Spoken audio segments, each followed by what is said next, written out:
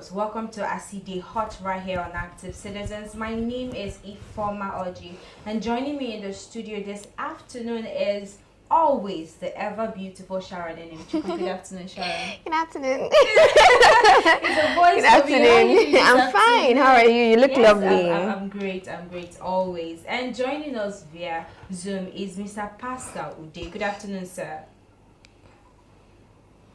Yeah, good afternoon. How are you doing this afternoon, sir? Yes, good afternoon, Mr. Pascal. All right. So today we begin with a series of conversations sparking debate across Nigeria, from international political clashes and devastating security concerns at home, and the resurfacing of an old presidential tweet that has Nigerians talking again. Let's begin.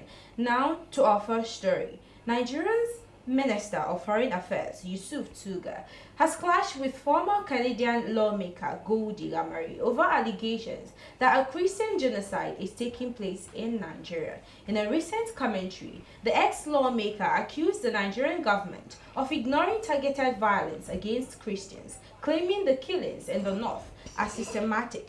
But the minister strongly rejected this, insisting that Nigeria is not witnessing any genocide and that such rhetoric is politically motivated. Now, Tuga argued that the violence affects both Muslims and Christians, and the portraying it is as a religious war oversimplifies and misrepresents the complex nature of insecurity in the country. Let's take a look at the video.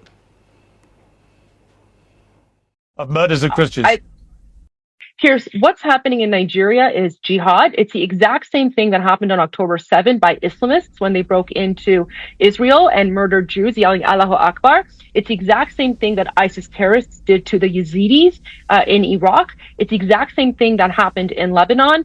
Here's the only difference between what's happening today in Nigeria versus what happened 1400 years ago when the Muslim Arab invaders came to Persia is that back then people did not have cameras, but today they do. It is 100% jihad. We've seen it before. This is how the Islamist playbook always happens.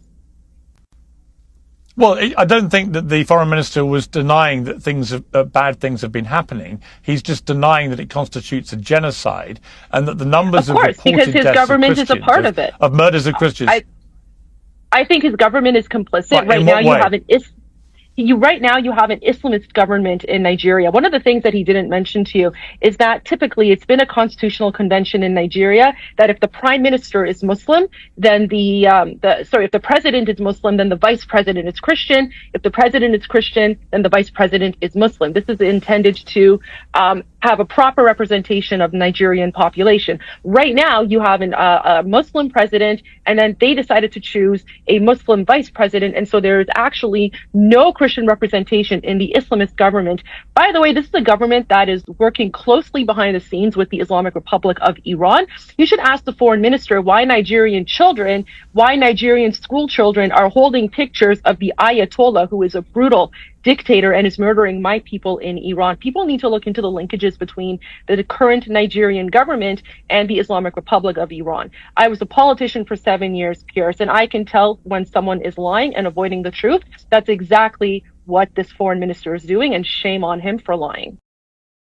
It has gotten Nigerians asking, who controls the narrative? And is Nigeria doing enough to counter the way the world interprets its internal security problems? Now, Sharon, I believe we watched this video together, and you could see that the lady has data of exactly this genocide and attacks, mandatory attacks on Nigerian Christians. And it's funny and ironic how the foreign affairs minister was busy defending himself, saying that there is nothing like genocide attack, that it wasn't targeted at Christians, rather that it's targeted towards the Christians and the Muslims. He equally went ahead to say that even his brother-in-law, his father-in-law, was equally killed as a result of this attack. And the lady, we could see that she equally said that the Muslim ticket, she mentioned the Muslim ticket target. And at the end of the video, she said, shame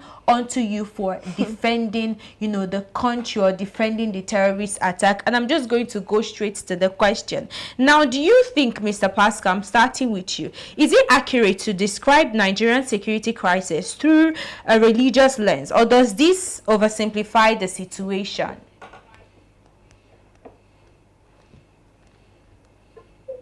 Sorry, I didn't get the question. Can you? Okay, I was asking if it is accurate to describe Nigerian security crisis through a religious lens, or does this oversimplify the situation? Okay. The crisis right now, to be very honest, it's complex. Yeah, in my own view, it's very complex because I think the media, I'm sorry to mention the media, is being kind of managed or controlled by the government of the day. So some quarter of the populace feel that, you know, it is religion oriented. Some actually have other views towards that. But I think the handwriting is written boldly on the wall. Yeah, because as much as they try to be economical with the truth as regards who is being killed in terms of the Muslims and the Christians, the information is out there, and everybody can see it glaring that, yes, the Muslims are killed, the Christians are as well killed, but you can't compare the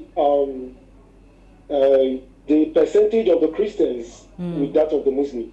Okay. So, in my own view, I feel that it is it's a religion kind of targeted. You know, it has to do with religion. Okay. All right. So, Sharon, I believe you're already aware of this particular situation, and I'm coming right to you right now. It may seem as though this administration lacks data, because according to this lady, the former lawmaker in abroad, she said that in Nigeria from 2009 that they've been about 50,000, you know, deaths, and according to the data that she gathered, and the data is there on social media, is there when you Google about the death of people that have died, and it's as if this present administration lacks data. And I remember we talked about it in the morning. It may seem as though this administration lacks data. Like I said, do you have do you think the Nigerian government has is transparent enough, or have been transparent enough, according to in the reportage of this communal attacks? I just think that, right, it might not even really be an issue of data. I think they know these numbers, but because of what it might mean for them as a government, they're refusing to be transparent. Now, when you look at that video where they were having their interview with the foreign minister of Nigeria and with the Canadian lawmaker, former Canadian lawmaker, in that conversation, it was a direct, even before she came on board, they were asking the foreign minister a straightforward question. Do you know the number of people, the number of Christians that have been killed? The United Nations have come with data. Over 40,000 Christians have been killed. Over 100 churches have been burned down. But what did he say? He said he doesn't have access to that information, and it would really depend on the area, right? And because of that, it's just as though when he was answering that question, he was just keeping around, refusing to answer straightforward question. How many numbers? What are the numbers, right? And let's talk about genocide, right?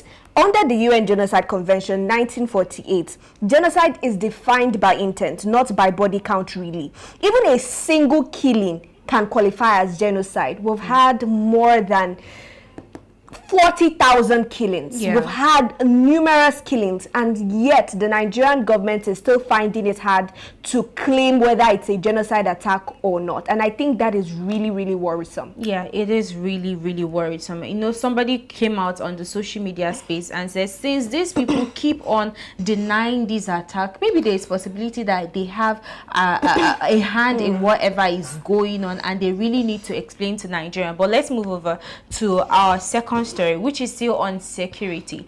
A heartbreaking video is trending online showing the moment armed bandits stormed a CAC church in Eruku, Kwara State during a meeting. Now, according to reports, the attackers opened fire immediately, killing 3 worshippers, injuring several others, and abducting members, including the pastor. Now, residents say the bandits marched some victims into the bush as gunshots echoed across the community, leaving the town in fear and confusion. Let's take a look at the video.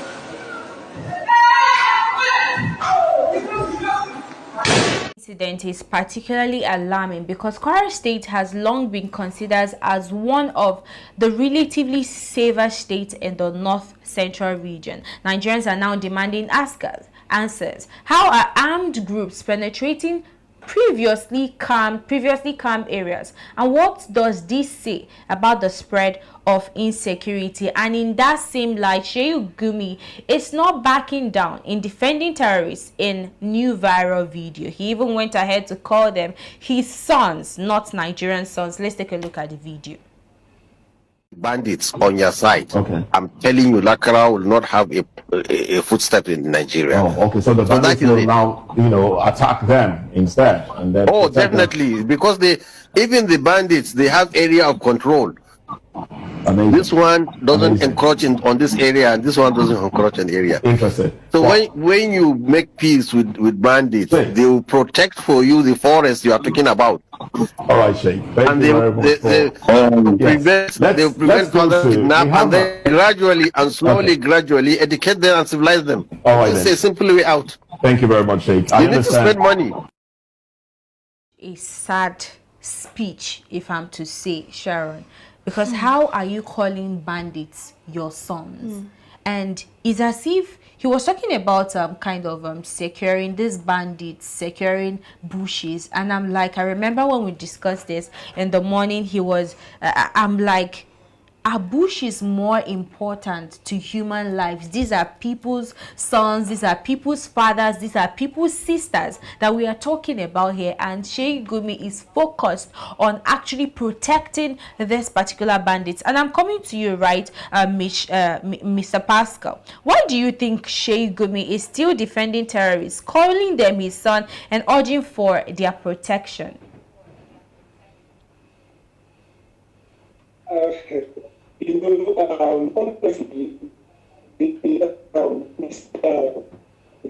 powerful with me, and everybody is surprised his position towards terrorism in Nigeria, especially after the United States made like one thing. But everybody still understands his position. He is trying to say that these people need dialogue instead of an outright. Okay, okay, Mr. Pascal, hold on right there. I think network, we're having issues with network, and I'll come right back at you. But let me just ask you, Sharon. Now, Riley Moore has decried of Christian genocide. Same thing with Nicki Minaj. Same thing with, the presidency of the United States of America. And it's as if this present administration is insisting that there is nothing like genocide attack. Let me get your take on that. It is not even as though it seems. It is what it is. Now, when that video you played was what happened in CAC, in a church in Kwara State, and ever since the video went viral, we are seeing Dr. Popo Ola, who is a medical doctor in Plateau State, that has come out to reveal that his family members were actually in that video, in that church when that went down. That old man that we were seeing in that video is actually his grandma. And from what he's saying, he said they didn't take the old woman with them, but they took 2 of his aunts and his cousin. So they have been abducted alongside others that were kidnapped in church that day. It's just really, you know, when we talked about what happened in Kebbi, we didn't know how soon it was going to be another state, right? Just within the space of less than 48 hours, we're hearing from Kebbi to Kwara State. And you know, I like the fact, I'm so thankful to the fact that they were streaming while this was going on, because they were just worshiping. We could see them just worshiping, and in 2 seconds we started hearing gunshots, and what was supposed to be a peaceful gathering. And what even broke my heart was in that video we saw kids, right? We saw parents, mothers trying to save their kids, running with their children. We saw elderly women. That old woman was not even the only elderly woman I saw in that video. And it's just to show that these people, they don't even look at age. They don't look at, okay, this woman is really old, this is a young, these things. They go there with an intent and with a purpose, and it's just really sad, right, to see that this is what we have. If the Nigerian government is denying that there is no Christian genocide or attacks against Christian, please, did that happen at a beer parlor or at a church? I just need them to clarify that fact. Now, Mr. Pascal, I'm coming right back at you. Now, I need to get your take. Now, we know recently that the Brigadier General escaped from a terrorist attack of recent and reached out to his superior to more like inform him of, you know, the current location he was at that moment. And before he could, you know what was happening, they kind of recaptured him and he was murdered gruesomely. And would you say that this particular murder was actually premeditated by his superior? I need you to tie this question I just asked you right now and your take on Sheikh Gumi's what's it called, protection of the terrorists. Okay, thank you.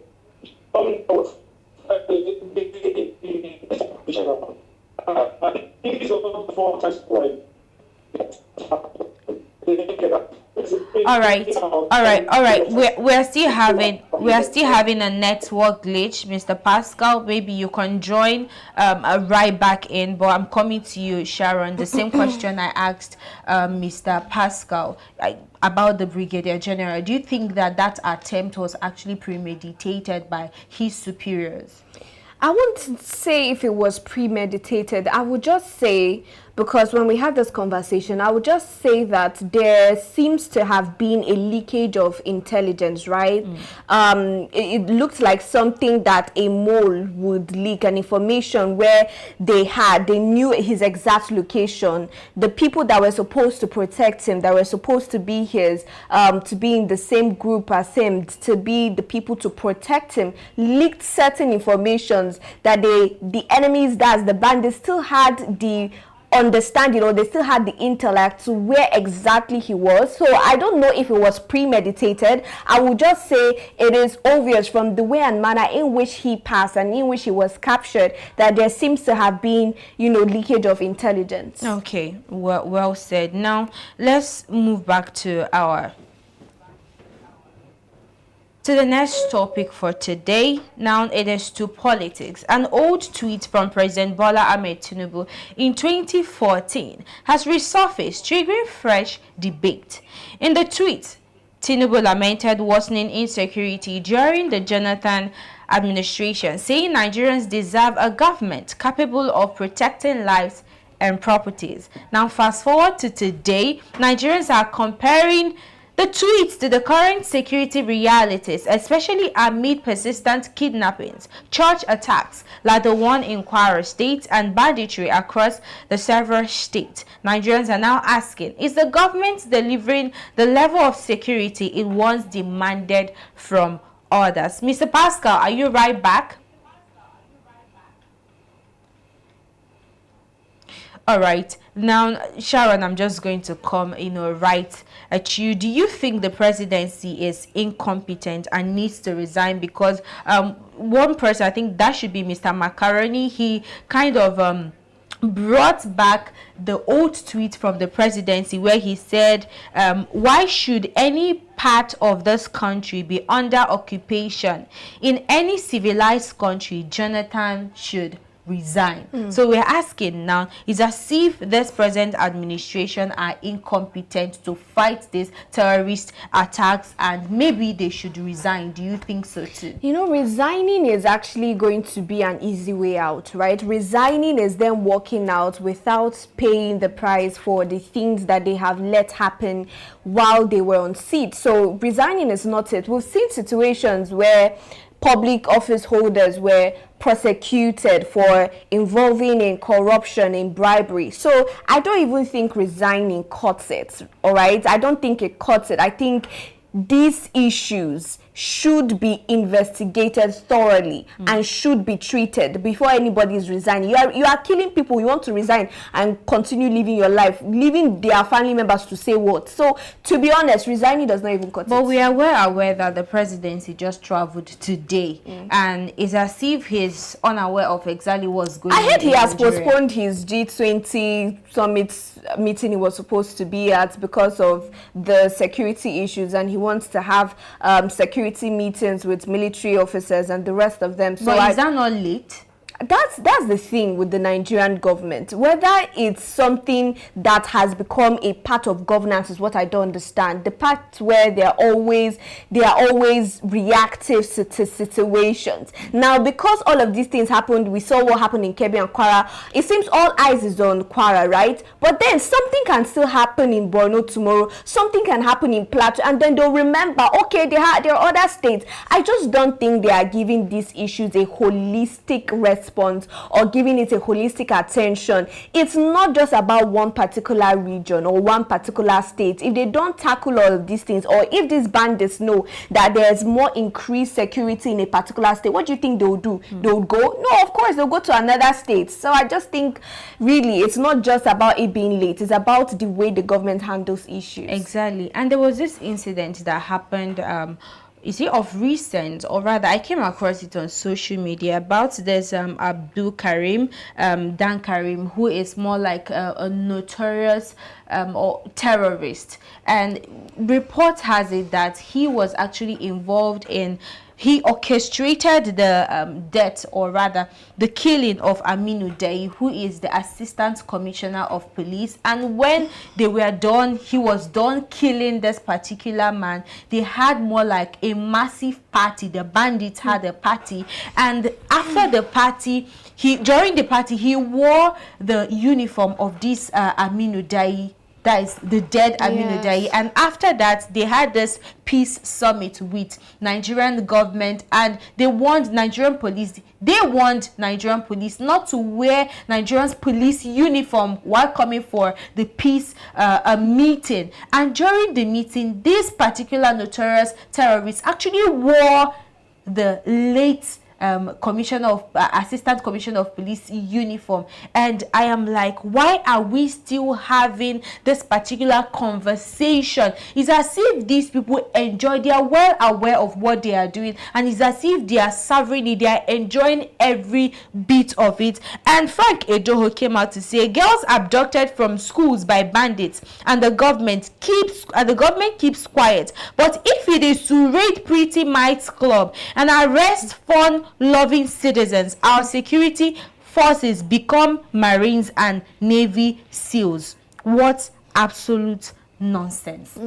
Now, this particular tweet, I think, is quite apt. We've seen a lot of the government activities, sealing shops and the rest of them. It's as if whenever it comes to, or we have cases of insecurity, they back down. I equally saw a video of Dachomo saying that his community, that there is actually an attack in his community, that some girls were actually raped, they were manhandled, and that there were about 6 military men in their community, but that they've actually withdrawn. So I am now asking, why are the military, why are the security that are supposed to be protecting people withdrawing from their office? It is really painful to hear things like this. I just also, when you were narrating that story, I also remembered a recount of what happened at the Kebbi school where the 25 girls were abducted. They also said that the bandits they disguised themselves with the army uniform, with the military uniform, and that was how they appeared, right? And they took advantage of that and kidnapped those that they kidnapped. And it's just, it is sad. Okay, now let me paint two pictures for you, right? Donald Trump comes and calls Nigeria a disgraceful nation, saying he's going to come guns are blazing to tear down these terrorists that have been terrorizing Christians in Nigeria for decades. And we had a lot of reactions to that from the Nigerian government, saying and crying about sovereignty this, sovereignty that. Now we have bandits and terrorists who degrade and totally insult to your faces the Nigerian government, going as far as mocking the people that they kill, whether they be serving policemen or brigadiers. It doesn't matter to them. They go as far as insulting them. But what do we say? Well, we say, let us take them back into the community, into the society. Let us train them so they don't get angry and start bombing. And I'm just asking, what exactly is our problem? What exactly is our problem as a nation? The fact that we even have to wait until we have international intervention just says that we are in soup. Because the people that are supposed to care about our welfare, they don't. It's not in their bucket list. It's not in their priority to do that. And it's really sad. I just saw a video right now of the vice president arriving in Kebbi. And what was really surprising for me is the red carpet. What's all that paparazzi for? We have girls, I don't even know if it's more than 25 girls really, but we know of 25 girls that have been abducted. We know of people that have been killed in Kwara State, the pastor and the people, and people that have been abducted. And you are doing paparazzi for what? Is this not an urgent issue? Is it until it touches the cattle? Because I don't understand the lackadaisical attitude. See, there's one thing to say you're going to solve a problem, and another way is the approach to that problem. When you are talking people's life, you are spreading red carpet. That what should happen really? I just think the Nigerian government needs a whole reevaluation of the importance of people's lives. I just think maybe they have forgotten how important lives are. You know, talking about sovereignty, I think Nigeria is nowhere close to being a sovereign state, because you cannot tell me a sovereign state will not protect its citizens. You cannot tell me a sovereign state will sit comfortably and watch their citizens die on a daily basis. No, it cannot be a sovereign state. I'm sorry I'm actually lending my voice to this, but this is quite devastating. This is traumatizing. This is really, really unheard of. Everybody have literally weighed in. Everybody have literally said something about these attacks, this gruesome and this murders going on in different parts of the state. Is it until they kill the entire Nigerians that the government will do something about it? I don't really know, but at the end of the day, we are left in the hands of God to protect us, because our leaders cannot protect us. And these conversations continue to unfold. One thing is clear. Nigerians are demanding more than explanations. They are demanding action. Action on insecurity, action on accountability, action on the promises our leaders have made, because every attack, every abduction, every resurfaced reminder of what was once said pushes the question back to those in charge. What will you do?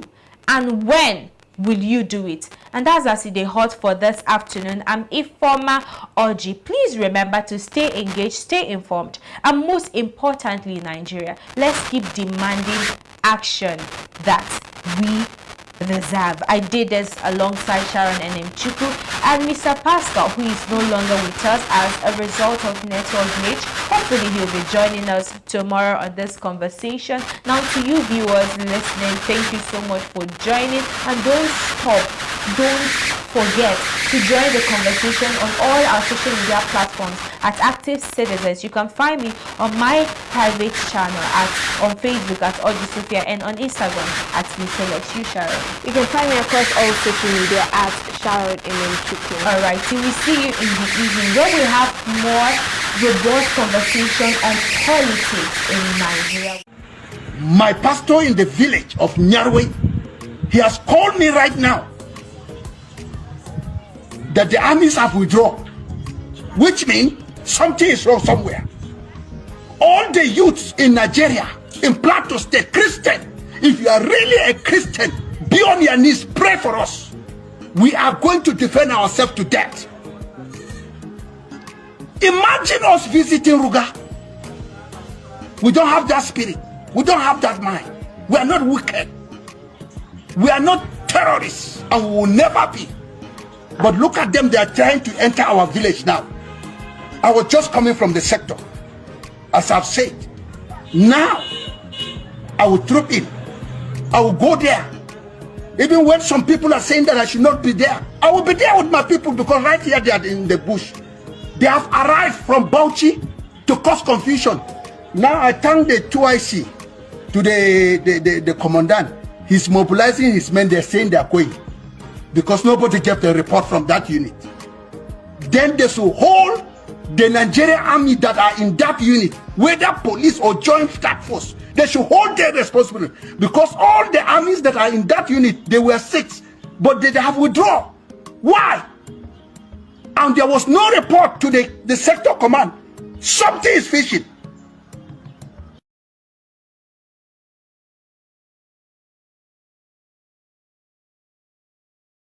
Killed. In Nigeria, Christians are being targeted, driven from their homes, and killed. Churches have been burned. Families have been torn apart, and entire communities live in fear constantly, simply because of how they pray. Sadly, this problem is not only a growing problem in Nigeria, but also in so many other countries across the world, and it demands urgent action. And I want to be clear. Protecting Christians in Nigeria is not about taking sides or dividing people. It is about uniting humanity